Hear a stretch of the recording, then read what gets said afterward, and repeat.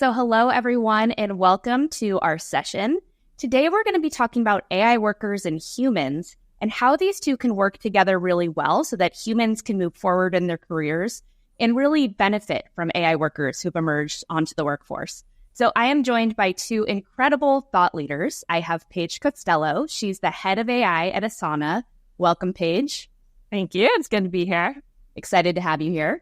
And I have Matt Millen. He's the CEO and founder of Regie. Welcome, Matt. Thanks, Maura. Great to be here with you and Paige. Great to have you here. You're a return guest to our virtual event, so it's fun to have you back. So I want to get started just by giving the crowd some context of the companies you guys work for and the AI workers that your companies offer. So Matt, let's start with you. Can you tell us a little bit about Regie, a little bit about AI worker? Yeah, we were doing AI before it was cool. Our mission is to revolutionize prospecting, making it easier for business and better for buyers. And our goal is to help sales teams, win more by pushing the boundaries of generative AI and how it can support the modern sales team. And we do this with a tech as a teammate mindset. I love that mindset. And I think that's a great kind of segue into Paige. Can you tell us a little about Asana, a little bit about your AI worker and kind of your approach to the AI workforce? Yeah, absolutely. Asana is an enterprise work management platform. It's used by 80% of the Fortune 100 to create clarity and accountability at scale and really maximize the impact of their teams. It helps people have a shared plan of record, shared purpose. It supports goal management and effectively ties strategy to execution. The AI workers that we are working on right now and here to talk about, we actually call AI teammates. And the reason for that is we found that people are really good at delegating work when they think about AI as a teammate instead of as a tool. They're more knowledgeable. They're more mindful of this fact that you have to say, what do I wish AI was taking off my plate? What sort of context would I give a person if I were going to ask them to do this thing? What sort of feedback would I expect to give along the way? And that better set that up for success. So AI teammates in Asana are really designed by people who are asking them to do a particular thing. And so they vary. It can be anything from hey, check if the submission has enough information for us to move the work forward, to flag this thing if it looks like an important escalation for one of these 5 customers to my Slack, or, fill out the custom fields for me, summarize work, do preliminary research, you name it. There are a variety of use cases where people can really design an AI teammate to partner with them in Asana to move work forward. That's awesome, Paige. And I must say we're huge fans of Asana. Asana is actually what we use to plan this whole AI Workforce Summit. So it would not have happened without everything in Asana. So we love you guys. Wonderful. I think you guys both really talked about something that we're going to dive a little bit deeper in today, which is how can humans use AI workers to get ahead and to be more efficient and more productive? So you guys have both talked before about the focus on building products that are really deeply rooted in helping people kind of move forward and bringing value to an organization versus just adding complexity to an organization. So Matt, I'd love to start with you. We had an event a few years ago where you joined us. You talked about 2 key areas of focus when building Regie. First was, does it work where a team is already working, and is the AI accurate? So I'd love to hear kind of 2 years later, even though you guys were ahead of the curve with everything you've built at Regie, has your mindset shifted on where AI kind of fits into an organization as you think about building an AI worker that's really valuable to a team? Absolutely. And I think unlike Paige, I don't think all of our customers really understand how to fully embrace and leverage AI. So with that in mind, our product from 3 years ago to today, we have this underpinning of both frameworks and workflow.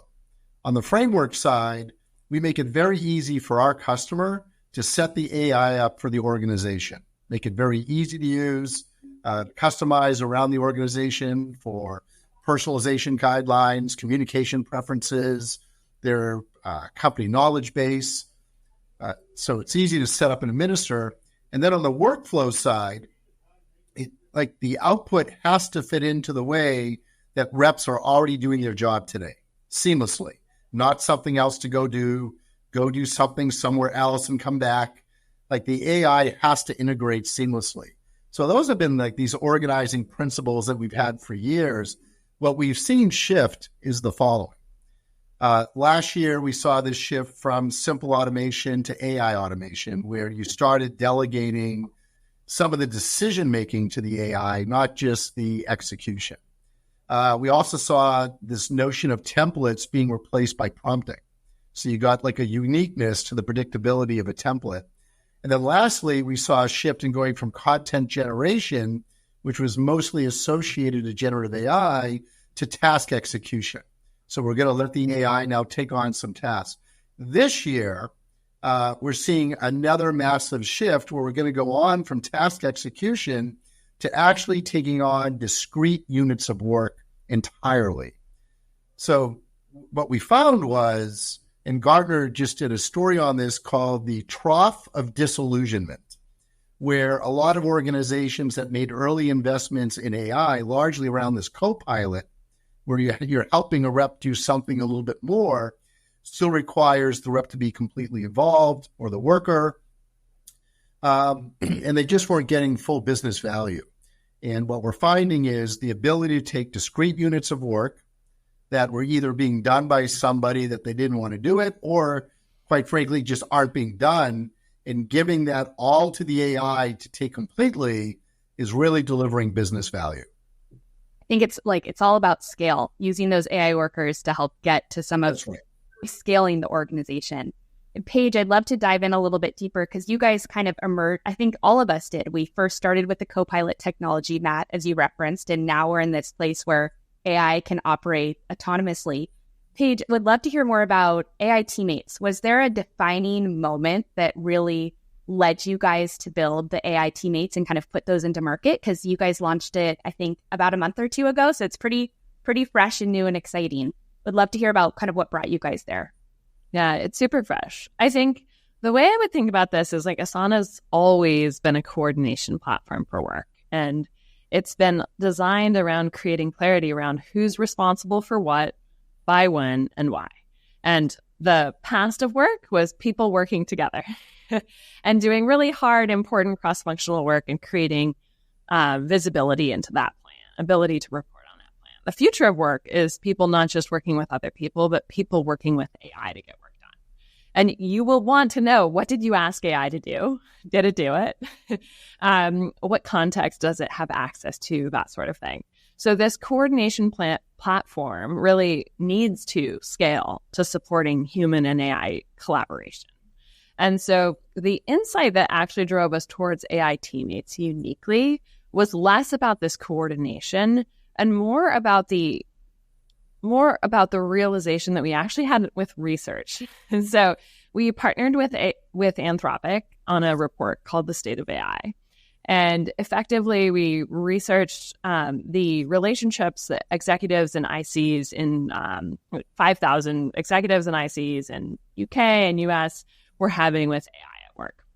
And what we found was most people viewed AI as just another tool, 53%. But the people who treated it like a teammate got 33% more productivity gains. Like they actually reported regular boosts in what they were able to achieve. And we were able to learn more about that and kind of uncover this insight that people worked more effectively with AI when they thought about it like a teammate. And so we didn't start from a place of anthropomorphizing AI, but we found that it was the most effective way to help knowledge workers actually get the most from AI. And so that was the insight that really pushed us in this direction. But the actual product implementation is very contextual. It's very embedded into like the way people already work to like run a process or deliver on a goal. And I'd love to learn, Paige, how, as you guys have rolled this out, how you get your customers comfortable with the idea of bringing an AI teammate on. This is something that there can be some hesitation. People can just see it as an AI tool. Like, how have you guys kind of helped guide people along that journey? Yeah, I think the biggest takeaway I've had is once you ask, like, what would you like help with?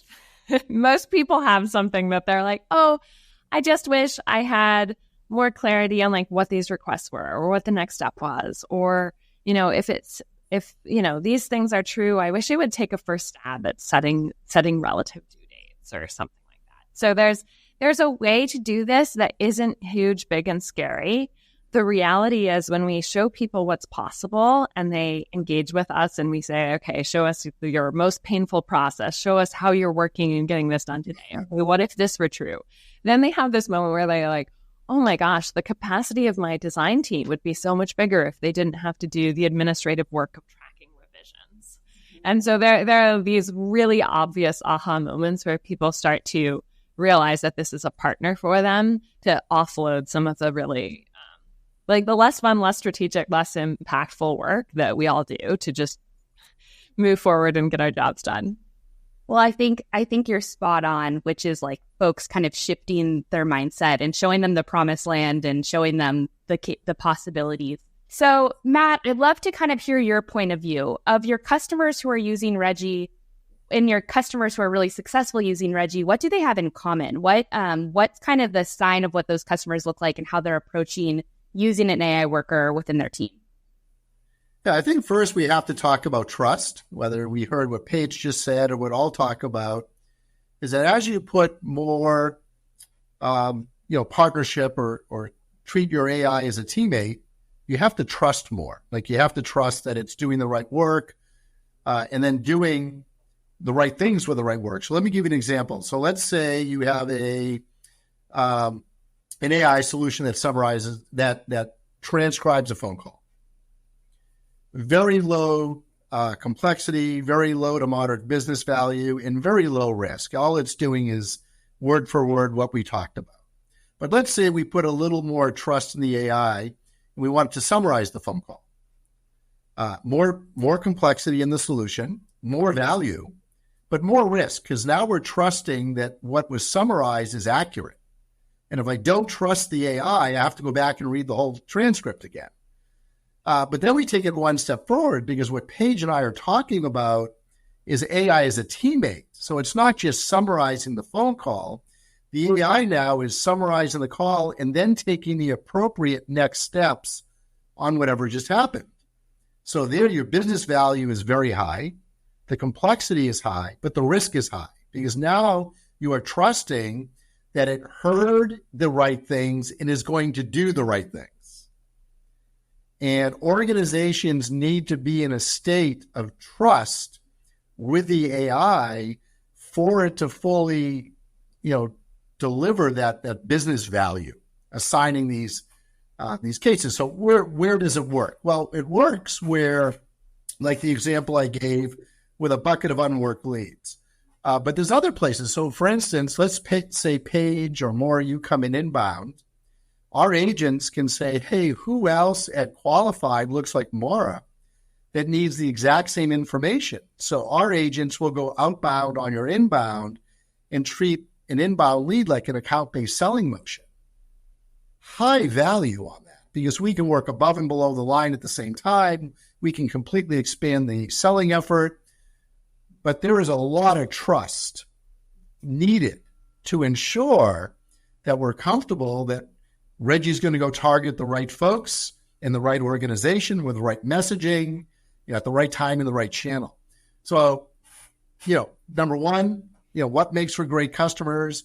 They have discrete units of work available that make sense for AI workers to do. Two, the organization is at a certain maturity level with their processes, with their tech, with their team, where they can trust the AI. They can set everything up correctly and then have the right trust mechanisms and inspection opportunities, but you have to trust to let it go. And when I tell everybody, you don't buy a riding lawnmower for a very small yard. And these AI solutions are capable of doing large units of work at scale. And you don't want to deploy them where that's not available. So if you have a very small batch of prospects, an AI solution may not be right for you. So I think there's, organizationally, customers are set up where they can expand their go-to-market motion, leveraging agentic selling, and having the right trust behind this to let it go do the work at scale. I love your analogy to a lawnmower, because it's true. There's so much power there for an AI worker, but you have to go. You have to be able to kind of set it free a little bit. we talk a lot about this spectrum of AI sophistication with our customers, and it's almost this like bell curve. And there's some folks who are really nervous and, maybe it's an older company. And then there are some who are very forward looking. And we're like, okay, how do we bring all of our customers to the future, but get them there comfortably at a pace that works for them? Because everybody's at a different spot as an organization now. One thing I'd love to talk with you guys about is how we think about folks using AI workers to get ahead in their roles versus a threat for their role. An example of this for us, we have Piper, the AI SDR, and she works inbound leads, folks who come to your website, and she can chat with them and book meetings and serve offers. But we had to do this mindset shift for our SDR team that Piper is your new teammate. She can work alongside you. Even our SDR manager, he's learning how to manage an AI worker. And we call her. We reference like, hey, Piper did a great job here. Or, I'd like Piper to get better at this. We talk about coaching her and reference her as a member of the team. And we've talked with our SDR manager of like, how cool is this that you now have this as part of your skill set, that you can say you manage a team of humans and you manage AI workers, and like he's helping put them together to work together really harmoniously. So I'd love to hear your thoughts on, like, we know AI workers don't get promotions, but like how can individual contributors or managers who have AI workers working for them think about leveraging these AI workers to get ahead in their roles? Paige, would love to start with you. Like even a project manager, how do we shift their mindset to be, this is making me stronger and more capable versus kind of taking away some of what I do? Yeah. It's an important question. I would say it starts with self-awareness. So when you think about like how to be stronger at your role, period, you need to be mindful of like what's draining your energy. What are you getting feedback about? What do you want to be better at? And then like, how can AI help? Right. And so I would think about this as like, for example, maybe you get feedback that people don't know enough about what you're working on, or like are craving more transparency and like clarity around the progress that your team is making. Well, like, okay, great. How can AI help with that? In Asana, you can actually guide AI to write a status report in a particular format in a recurring way on a set of work.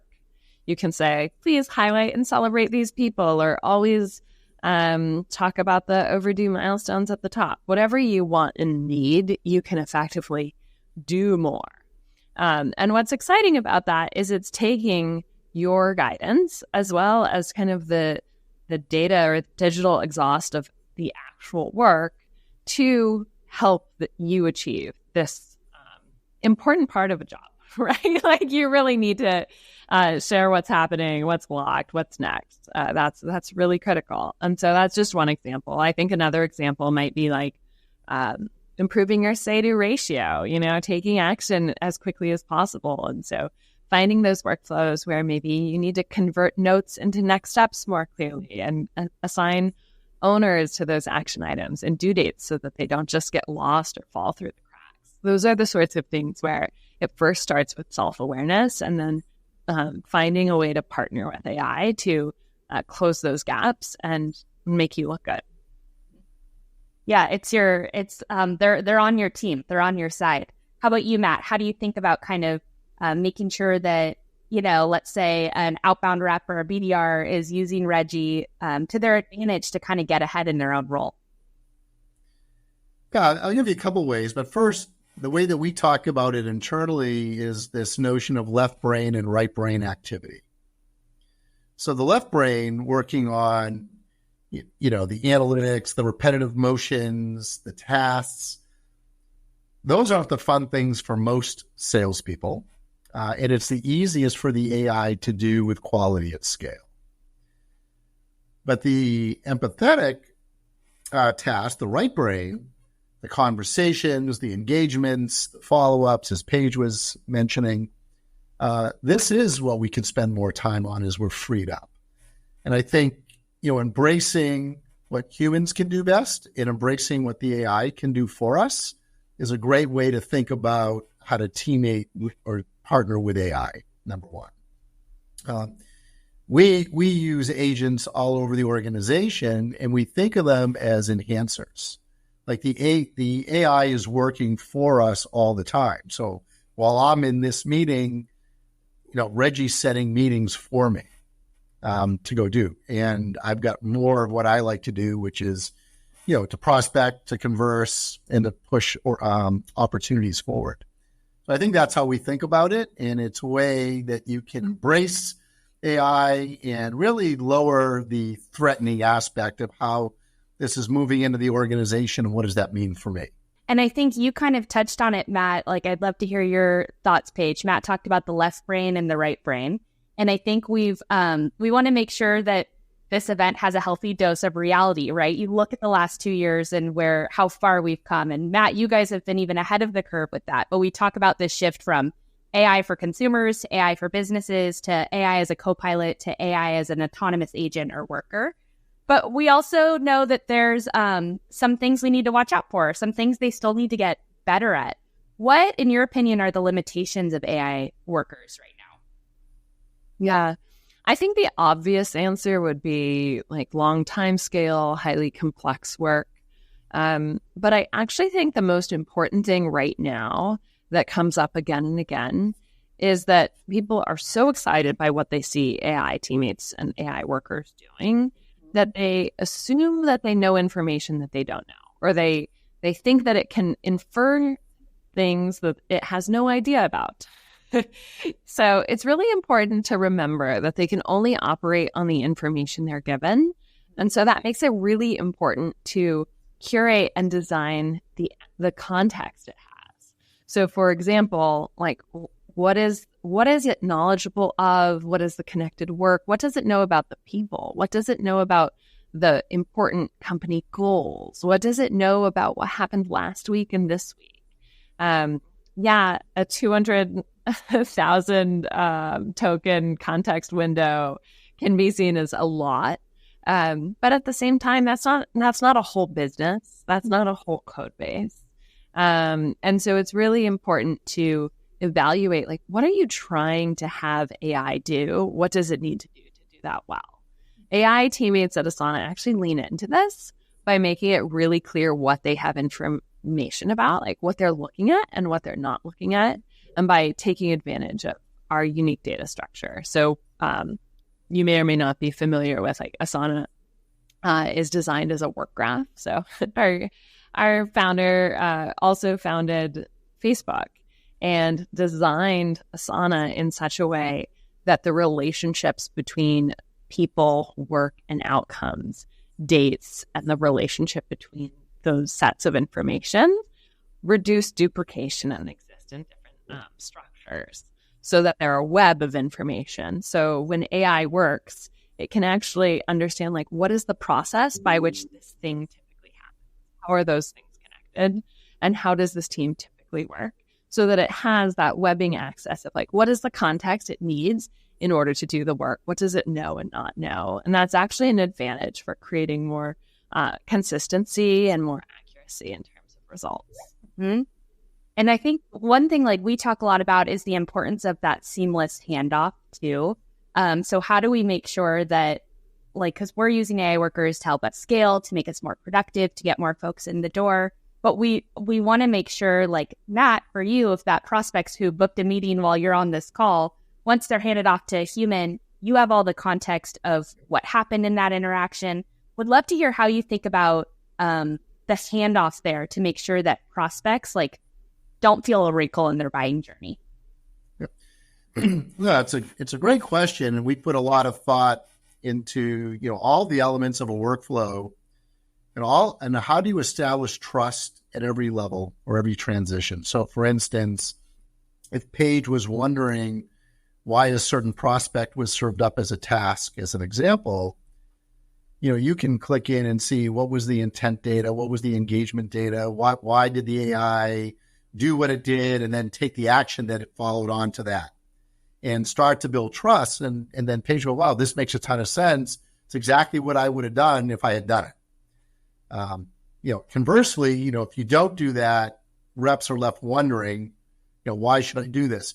The next thing that we'll do is we'll provide the context around what to do with the task itself. So if we're telling the rep to call Paige or to reach out via LinkedIn, we're going to create a contextual call script that's both personalized and contextual to the reason for the call. We'll actually write the LinkedIn connection request that you can then send. So we'll take what's the history or the underlying reason for the task, and then what to do with the task with guidance. And so it really comes back to this notion, and Paige talked about this as well, making sure you've got the frameworks in your platform to establish the AI as an appropriate coworker, and then the workflow so it fits into the way that you're doing your job seamlessly. And this makes it very comfortable to work side by side with the AI. But again, coming back to this requires trust. It requires understanding the risk of what the AI is doing with you for you. And also knowing, you have a big hand as an organization in what the AI is doing and how you configure and set it up.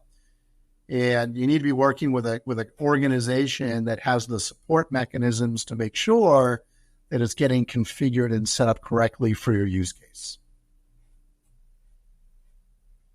That's great, Matt. And I think as we wrap up, I'd love you guys to bring out your crystal ball and talk about where it's all going. So Matt, you kind of touched on this earlier. You talked about this year in the units of work and AI workers just becoming more autonomous with especially those repetitive tasks. Paige, would love to hear from you. Where do you think this whole movement's going? I feel like this is just the tip of this, the iceberg, I guess is the phrase, but we're just kind of we're just starting to see how this is all going to come to fruition. What do you think the future of AI workers looks like, and how soon do you think we're going to get there? Well, I've got to say, every year is like a decade of product and engineering development. Truly, the models are getting so good so fast that we haven't even found all the advantages of all the models that have already shipped and are quickly becoming past tense. So there are more ways to get more impact out of the LLMs that are already here. And we're going to have more and better LLMs coming every year. I love that. You have me pumped up because it's true. I think it's the most exciting time to be a technology. Matt, where do you think it's all headed? What do you think is next for the AI workforce? Agentic AI will become mainstream. Tech and team will consolidate. And I would say we should be aware right now of agent washing, where non-polished products that aren't agents are claiming to be agents and ultimately don't deliver against the promise. I think that's great. I think there's a lot to be excited about. There's a lot to look out for and a lot to look forward to. So Paige and Matt, thank you guys so much for joining us today at the AI Workforce Summit. It's so awesome to hear your points of view as folks who have these AI workers in market and have such expertise. So I appreciate it, and we will see you next time.